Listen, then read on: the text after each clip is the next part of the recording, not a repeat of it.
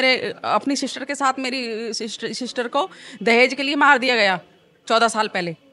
तो रिश्ते हो रहे हैं बेटियों के, उनके सोशल मीडिया पर अकाउंट होते हैं, अकाउंट्स को हैक भी कर लेते हैं कुछ, उनके वहाँ से पिक्स उठा के उनको कैसे कैसे डाइवर्ट करते हैं और वो फिर ससुराल पक्ष में पहुँचते हैं। तो एजुकेशन का मैचिंग भी होना चाहिए।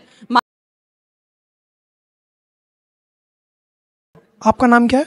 मेरा नाम पूनम लोहिया, मैं दिल्ली कैंट विधानसभा से हूँ और आम आदमी पार्टी में पूर्व सदस्य अन्य पिछड़ा वर्ग आयोग की सदस्य रह चुकी हूँ और अभी अखिल भारतीय गुर्जर परिषद सचिव दिल्ली प्रदेश भी हूँ। तो ये समाज में जो एक्टिविटीज़ होती है, मैं एज ए सोशल वर्कर मैं आती हूँ, पार्टिसिपेट करती हूँ इनमें। Gurjar art and culture trust के आज इस प्रोग्राम में जिसमें शादियाँ क्यों टूट रही हैं, यहाँ पे आके आप क्या कहना चाहेंगी? शादियों के जब बारे में टूट रही है, क्यों टूट रही है शादियाँ? टूटने का एक मैनेजमेंट, एक मिसमैचिंग, दूसरा बच्चों का तालमेल ठीक से नहीं है, एजुकेशन, उनकी एजुकेशन की वजह से बच्चों की शादियाँ टूट रही हैं। उनका किसी का रंग रूप, हाइट, किसी का मिसमैचिंग ये हो गया एक। तो दूसरा हमारा टूटने का कारण है जो दहेज, बेटियों को दहेज के लिए प्रताड़ित किया जाता है, मारा जाता है।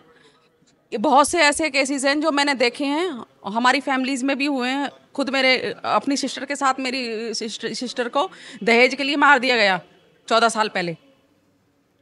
और अभी करंट में सोशल मीडिया भी एक बहुत बड़ा बदलाव लेकर आया है शादियां टूटने में।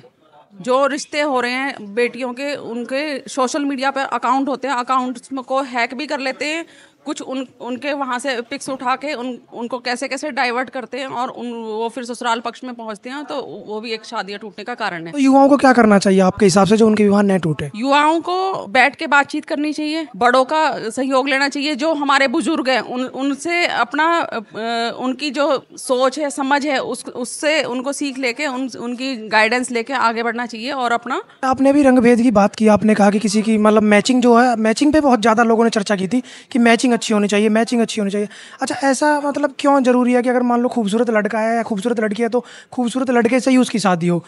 क्यों ना हम बच्चे को, किसी को भी, चाहे लड़की हो लड़का हो, उसको ये सिखाया जाए कि किसी की भी खूबसूरती उसके चरित्र से होती है, उसके दिमाग से होती है, उसके व्यवहार से होती है, ना कि शकल सूरत से होती है। तो ऐसा क्यों सब मैचिंग पे जोड़ता सबका? तो आप उस बारे में क्या सोचती है? क्या खूबसूरती मैच करना जरूरी है या शिक्षा का मैच होना जरूरी है? खूबसूरती का मैचिंग नहीं कह रही, खूबसूरती का मैचिंग नहीं करी मैं, एक एजुकेशन का मैचिंग भी होना चाहिए। मान लो बेटा पढ़ा हुआ है, 10वीं फेल है बच्चा तो, और बेटी आपकी ग्रेजुएट है या किसी भी पोस्ट पर है, तो वो फिर आने वाले टाइम में वो चीज़ें आपस में डिस्कशन उनका गलत होगा। लड़कों की तरफ से आजकल एक बात बहुत उठाई जाती है कि पहले जब महिलाएं पढ़ी लिखी नहीं होती थी तो पुरुष शादी करने के बाद भी उनके साथ रह लेते थे, लेकिन आजकल महिलाएं थोड़ी ज़्यादा पढ़ने लगी हैं और कोई पुरुष अगर कम पढ़ा लिखा है तो उसके साथ रहने में लड़कियों को प्रॉब्लम हो जाती है। और सोसाइटी भी इस चीज़ को काफ़ी नेगेटिव नज़रिए से देखती है कि मतलब ये मिसमैचिंग हो गई, लड़की की ज़िंदगी ख़राब हो गई। लेकिन जब पहले पुरुषों के साथ ऐसा होता था तब तो किसी ने ये नहीं कहा। तो आप उस बारे में क्या सोचती है? क्या आपको नहीं लगता कि महिलाओं को थोड़ा एडजस्ट करना चाहिए? बिल्कुल, मैं भी ये मानती हूँ कि महिलाओं को एडजस्ट करना चाहिए, बिल्कुल करना चाहिए। लेकिन ये पाश्चात्य संस्कृति का दुष्प्रभाव जो हमारी संस्कृति और हमारे कल्चर पर पड़ रहा है, उसी की देन है कि आज ये शादियाँ टूट रही हैं बहुत ज़्यादा। जो वेस्टर्न कल्चर को क्या लगता है छोटे कपड़ों का कितना रोल है तलाक करवाने में? क्या छोटे कपड़े पहनने की वजह से तलाक हो रहे हैं? मैं ऐसा नहीं मानती कि भाई छोटे कपड़ों की वजह से हो रहा है, लेकिन वेस्टर्न कल्चर को अपनाकर जो आजकल सोशल मीडिया पे रील्स के माध्यम से जो हमारा प्रचार दुष्प्रचार, ये मानूंगी मैं, ये हो रहा है, ये नहीं होना चाहिए, बंद होना चाहिए। और छोटे कपड़े पहनो, कोई बुराई नहीं है, लेकिन आप फैमिली के साथ में कहीं टूर पे जा रहे हो तो आप खेलो। जी, बहुत बहुत धन्यवाद पूनम।